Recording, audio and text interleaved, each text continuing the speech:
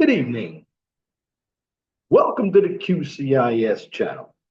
Well, on this channel, we give you a daily dose science, technology, engineering, and math. And this is my second video I'm doing for the new year of 2025. And today is my 60th birthday. Give me a shout out in the comment section. But besides that, I want to talk about something that no one talks about, and it's in the survey career field.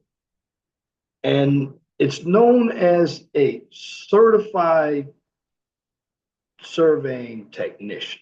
Now, most of what we hear about when we talk about surveying, they basically have the same type of path as a civil engineer.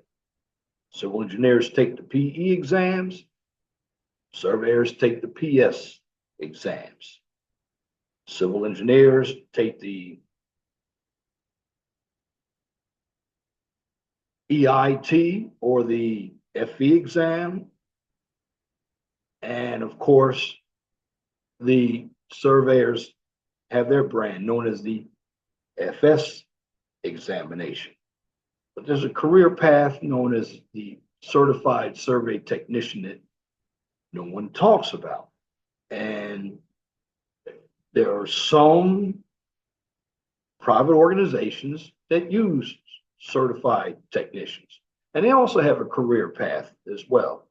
And in the field of civil engineering and surveying, you have a number of people, and let's include construction as well, that may not want to go get a 4-year degree in civil engineering or surveying or construction management. May be happy to work out in the field. So is there a career path for them? Absolutely. Now, I'm going to share my screen, and we'll take this time about 35, 40 minutes to go over this information. And what I'm going to do is give you a CST program overview, which is by the National Society of Professional Surveyors. It's the Certified Survey Technician. And I'm basically going to talk about the career paths. And certification is a short-term attainable goal. Now, the mission is to provide and recognize the importance of technicians to surveying and mapping, and to encourage and support the development of competent technicians. Right now, depending on how old this PowerPoint is, so I'm just going to go off the PowerPoint unless somebody else can correct me, but I see about 500 CST exams are administered yearly, and there are over 1,700 CSTs. Okay, the history of the CST program. We also have the goals of the certification program, and that's to recognize the important contribution that technicians provide to the surveying and mapping profession, providing credentials to technicians. And the goals of the certification program is to identify those technicians who have achieved specific technical competencies, and also to provide a career ladder for technicians. Because when you get into my field, and I work in civil engineering, and even for construction inspection, I'm going to do a video on that as well, because many people don't know what careers they can get in. And you do need a certification, you need a license, but you need upward mobility. And without upward mobility, you're going to be stagnated. Now, again, the goals of the certification program are to provide employers with a way to evaluate applicants and an opportunity to promote the quality of their technical staff. Certification gives important and needed recognition to survey technicians those who we trust with our license, our reputation, and our daily well-being, and of course, a peace of mind. Legal aspects. Now, certification does not license individuals to practice surveying. So basically, professional surveying licensing is regulated by individual state boards of registration, just like the PE examination. Now, the certification program is sponsored by NSPS and should not be confused with any other certification program. And that's the same thing that NICET has as well, as some states use certified technicians. And that program, NICET, National Institute for Certification of Engineering Technicians, that's also sponsored by the NSPE, the National Society of Professional Engineers. Now, as I move on, with the CST program, there's no official seal or stamp for the CST program, no legal standing. Now, there is appropriate recognition, signature, CST level, certification number. And here's what you have right here. Name, CST, this person does computers, level 2, and certificate number. Now, any improper use will result in revocation of certification and the inability to continue in the CST program. Also, when you get certified, you can create a sample business card like this one that you see with WMATA, which is the Washington Metropolitan Area Transit Authority. You see the name. Again, you see the level, and you see where they work.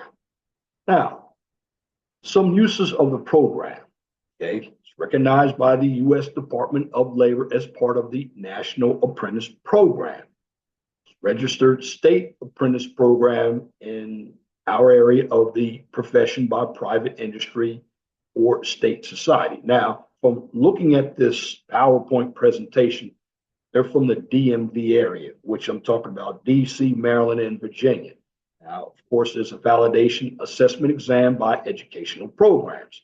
Also work with military credentialing agencies to establish memoranda of agreement. So basically it allows members of the military to prepare for civilian certifications prior to leaving office. And that's if you are in positions that have surveying, like the Navy, EAs, or the Air Force, engineering assistants. I believe the Army has technicians as well. Now, who uses the program? Well, here are public entities. Here's a list of the public entities. You have the Maryland Society of Surveyors, WMATA, the City of Orlando, Florida, Texas Society of Professional Surveyors. You have Virginia Beach, Arizona, and Minnesota DOTs. That's the list of some. These are public, your government entities. These right here are your private entities, like Dewberry. I used to work for Dewberry and Davis. And if you are in Indiana, they're also part of it. Vincennes University. In fact, Vincennes University has a certificate program because in Indiana, you need 30 credits to actually get a license in surveying. And Jessica Hess, who's very, very good, is the chair of that program. I know I took that program and got an associate's degree from Vincennes University.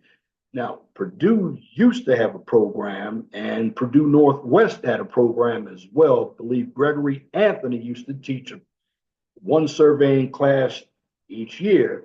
However, since they restructured, he doesn't teach any more surveying courses.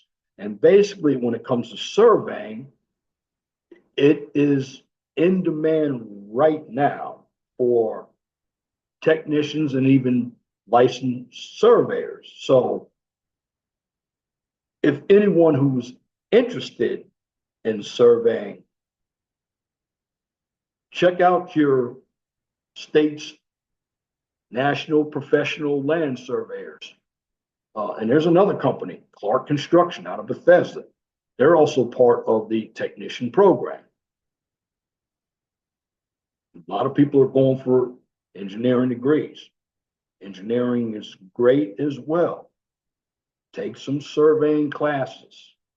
Add an extra profession. Now, again, surveying is very labor intensive, but you have two ways you can go in this program, and I'm going to get to it. Now, benefits for technicians: recognition by peers and employers, personal pride, achieving certification, pay. CSTs make about 10% more. Better qualified peers makes your job easier. Career and employment opportunities improve. CST preferred and CST required. And it also prepares you, this program, for other professional exams. CST training program complements training. Skills were improved, make advancement possible. Certification improves image of survey technicians within the professions. And for companies, sets a standard for your technical staff, can be used as a hiring requirement, can also be used as a marketing tool, incorporated in your QA QC program, can be used as a marketing tool. CSTs on duty can be used as a career ladder, which creates a promotional tool within your firm or agency, can be used in conjunction with training. It also raises the bar and creates healthy competition. Better qualified staff, more production, more profit, and you can pay your staff more. You can attract better staff. Your job becomes easier. You also have better qualified staff, less mistakes. Because of your better qualified staff, reputation improves, more business, and most of all, what's not mentioned in this PowerPoint is retention. Always want to retain your workforce, but make sure you have areas for the ones who want to grow. Now, benefits and uses for consumer can be used as a contract requirement for design, build, and construction contracts. Can be used as a pre-qualification requirement in AE procurement. AE is architecture engineering. It's the Brooks Act. Can be used as a contract requirement for professional survey services contracts. It improves confidence in services procured or procurement. Improves confidence in services procured. Now, when it comes to the exams for this program, unlike the FE, the FS exam, the PE, and the PS exam, all exams are open book tests. Now, here's the catch. You can only have bound books, books in a what we call a loose leaf binder, no loose notes. Now, all the exams are multiple choice. So you have level 1, level 2, and level 3. Also have a level 4 exam. That's basically a take-home open book essay exam. It's similar to a college level term paper. And of course, you have 2 formats with this exam, online or paper. This is where I wish the FE and the FS exam would actually have the formats. Put it here. You can get more people to take these examinations. Now, here's some of the rules. You have a calculator policy. Data collectors are not allowed. No computers, laptops, or keyboard-style handheld computers are allowed at the examination site. Now, the exam is not easy. It's a challenging test. Must be prepared to move purposely through 4 to 6 hours of testing. Study, review, and practice in the work element areas is important to prepare you for the questions and to be successful. And these tests require a fair amount of computations. Again, study, study, study. Research the work elements. Practice taking the sample exams and solve as many survey questions as you can. Get into testing shape. See setting up a CST training program. Get a PowerPoint for more information. Don't forget to keep life in perspective. Now, remember I was talking to you about the tracks earlier? Well, here's a breakdown of all of the levels. Now, you can go 2 ways. From level 1. Level 1 is basically entry level. Now, you can go into the field or you can go into the office. So from level 1, you can either become an instrument person in the field or you can become a computer operator. Now, level 1 is entry level. Level 2, you need a minimum of 1.5 years of total experience. As you move up, you can become a party chief, whether it's going to be in boundaries or construction, or you could be a chief computer operator. You need 3.5 years of total experience for a level 3. A level 4, you need a minimum of 5.5 years of total experience. And where you can go. Now, this is all without a degree. These are tracks just for CST program. And you're not even a licensed surveyor, but you can still become at the top of the food chain here in the field, a survey field manager, and in the office, a survey office manager. So if you are watching this video and you want to get into surveying and you don't have time to go to college to get a degree, because there are some online surveying programs that are out there. But this program right here fits anybody that has at least a certificate or a 2-year degree. Now, let's check the exams now. Level 1 exam. It's an entry-level exam. No minimum experience is required. The level 1 exam has 200 questions. Now, that is more than the FS exam. Have 110 questions. Now, you think about this. When I take the FE or FS exam, we at least have 5.5 hours, 6 hours with a break. With this level 1 exam, 4 hours allowed for completion of this exam. So, as the PowerPoint states, the exam budget, 1.2 minutes per question or 50 questions per hour. That means you're really moving. Now let's see what's on the exam. Your work elements. Tells you what they are, gives you a breakdown. And if you're really good with this, some of this, I guarantee you, is on the FS and some of the other license exams like the PS. I guarantee I know you're going to see at least survey computations. That's one you're definitely going to see. You may have plan and map reading, but here's a breakdown of the 200 questions. This is just for level 1. Now, going into level 2, 3,000 hours or 1.5 years of surveying experience required. Up to 750 hours can be education. 1 year full-time with a minimum of 12 credit hours per term or 24 credit hours. 180 questions, multiple choice. 6 hours allowed for completion of the exam. You have a field track examination and an office track. You notice going back to the first one, this is just an entry level. Has more questions. Here's a breakdown.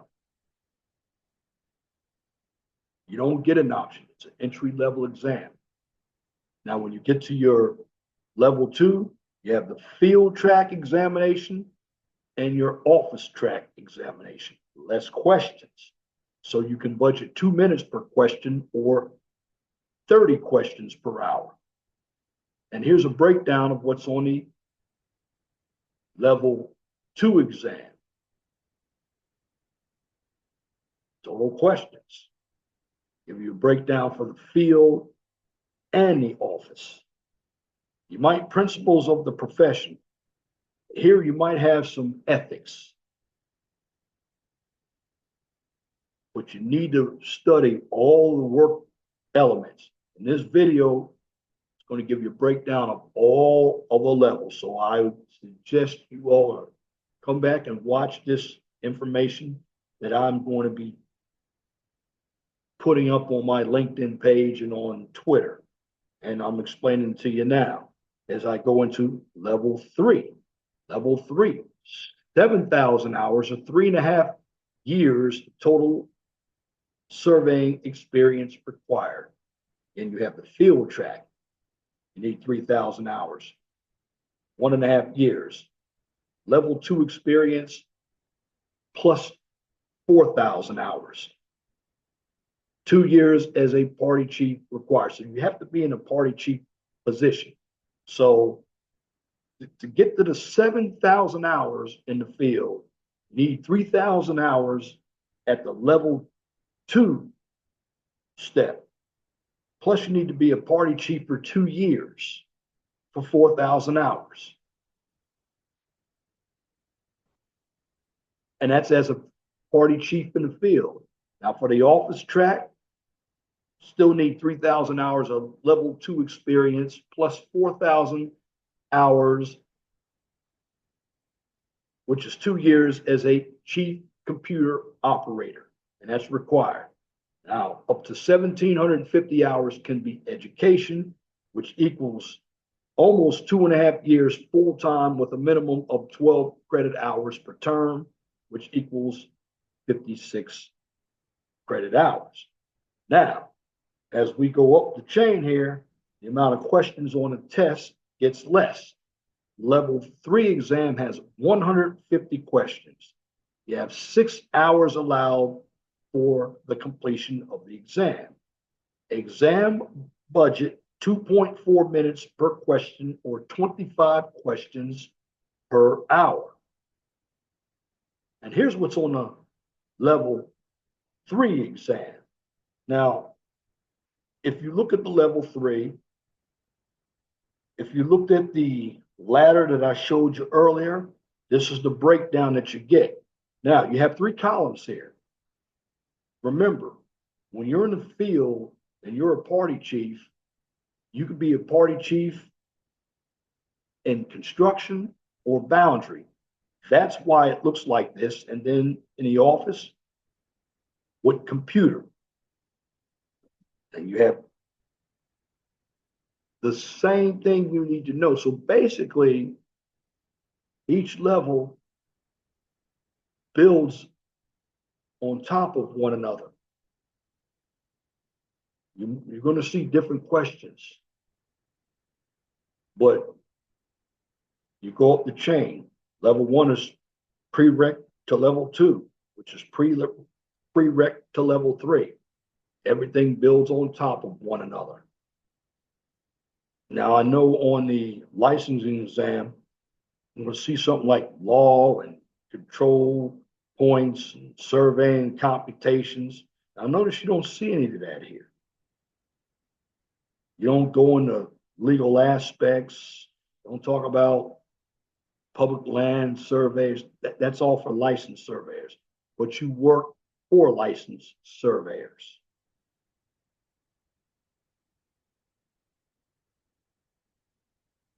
Now your level 4 exam, you must hold a level 3 certification to take the level 4 exam. So that means you need 11,000 hours or 5.5 years of total surveying experience required. And for field track, 7,000 hours, 3.5 years of level 2 and level 3 experience, plus 4,000 hours as a party chief, which is 2 years, that's required. And for the office track, you need 7,000 hours, 3.5 years, level 2 and level 3 experience, plus 4,000 hours, which is 2 years as a chief computer operator. And up to 2,750 hours can be education, which equals 3.66 years full-time with a minimum of 12 credit hours per term, which equals 88 credited hours. And here, the level 4 exam, a little different. You have 2 questions. You have a formal technical report. You have 2 months to complete and return. It must be typed, completed with research and supporting documentation. And the affidavit that the exam was completed by the examinee. In other words, you have to prove to them that you were the one who took the exam. Now, if you look at it, you're at the top of the food chain. You have to do a little bit more research, a little bit more writing. So you may even research a topic in law or computation. But this is a good program. Shows you what you need to do. It gives you, to me, it gives you a basic understanding for even getting a license, because you're getting your time, you're progressing, you're actually making a good salary. And right now, surveyors are in demand.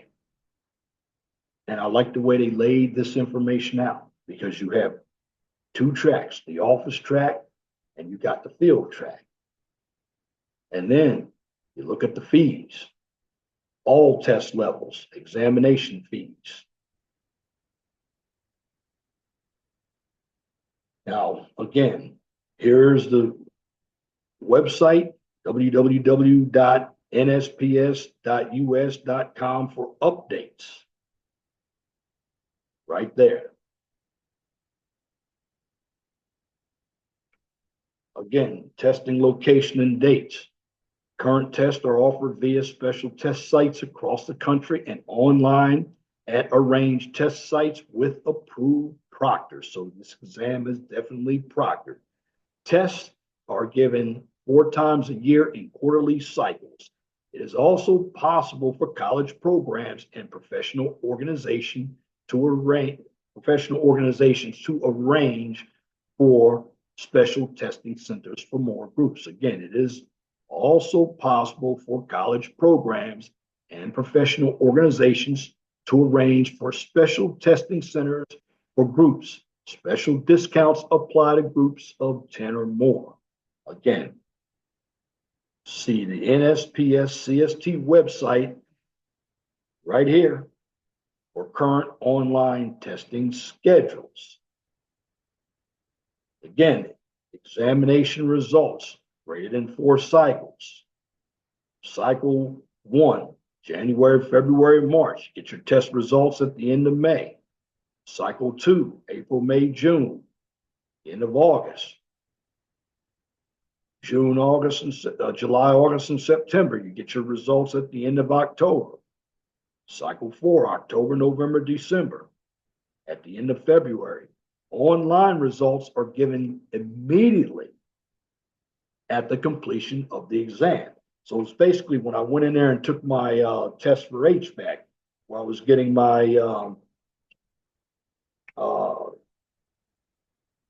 my 608 and the other exams, had to test right there.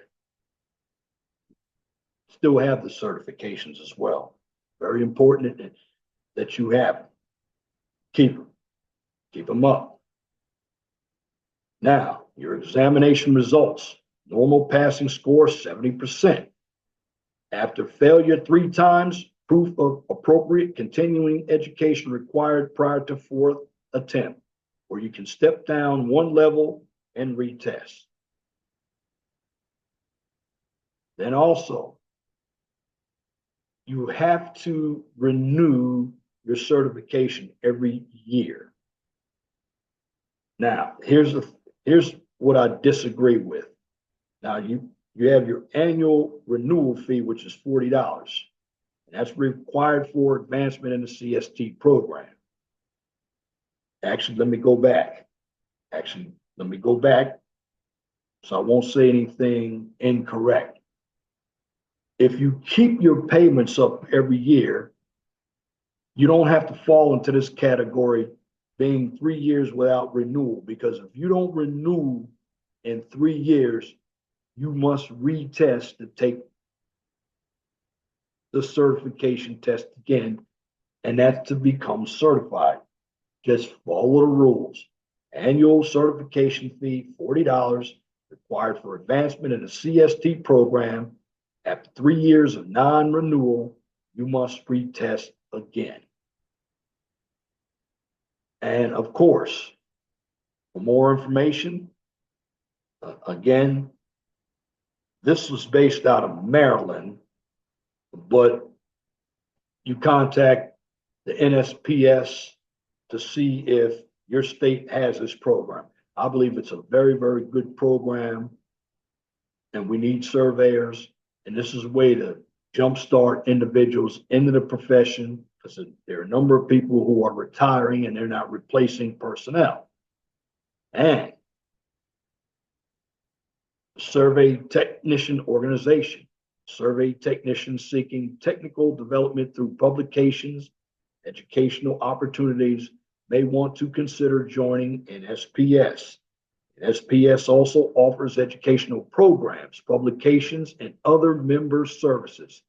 Membership in NSPS is not required for certification. Now, here's what I'm going to say about that. Just like American Society of Civil Engineers, it's a very competitive field out here. You want to get into those organizations. You want to build networks.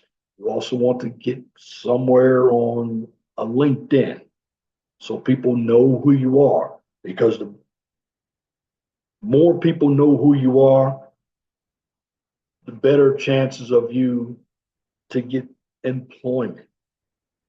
Again,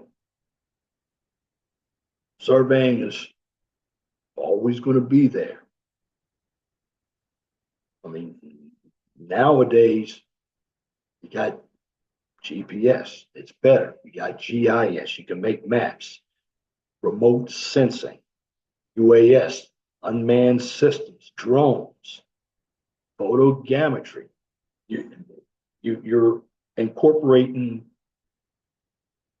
cartography in the survey, the geography, physical geography in the survey.